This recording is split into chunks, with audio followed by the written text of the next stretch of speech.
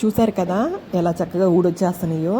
Already మినపప్పు వడియాలు పెట్టడం చూపించాను కదా. ఇప్పుడు ఇవి ఒక సాయంత్రం ఒక 4 ఆ టైం అవుతుంది. ఆ టైం కల్లా చూసారు ఎట్లా ఎండిపోయి ఎట్లా ఊడొచ్చేస్తున్నాయో.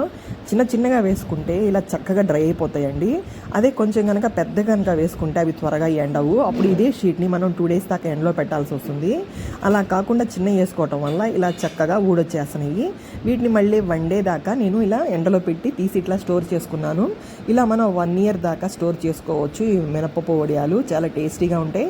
ఆయిల్ అయితే హైలో పెట్టి వేడి చేయకూడదు, సిమ్లో పెట్టి వేడి చేయాలి. ఎందుకంటే హైలో పెట్టి వేడి చేస్తే మినపప్పు వడియాలు వేయించినప్పుడు అవి చేదుగా వస్తాయి. కొంచెం మామూలు వడియాలు అయితే మనం హైలో పెట్టి వేయించుకోవచ్చు, కానీ మినపప్పు వడియాల్ని ఆయిల్ తక్కువలో పెట్టుకొని వేయించుకోవాలి. సగా ఈ విధంగా వేగినటువంటి వీటిని పప్పులో కానీ, రసం కానీ, సాంబార్ కానీ వేటికైనా కానీ చాలా టేస్టీగా ఉంటాయి. అంతేకాకుండా హెల్తీగా ఉంటాయి. చక్కగా అందరూ తినవలసినటువంటి ఫుడ్ ఇది.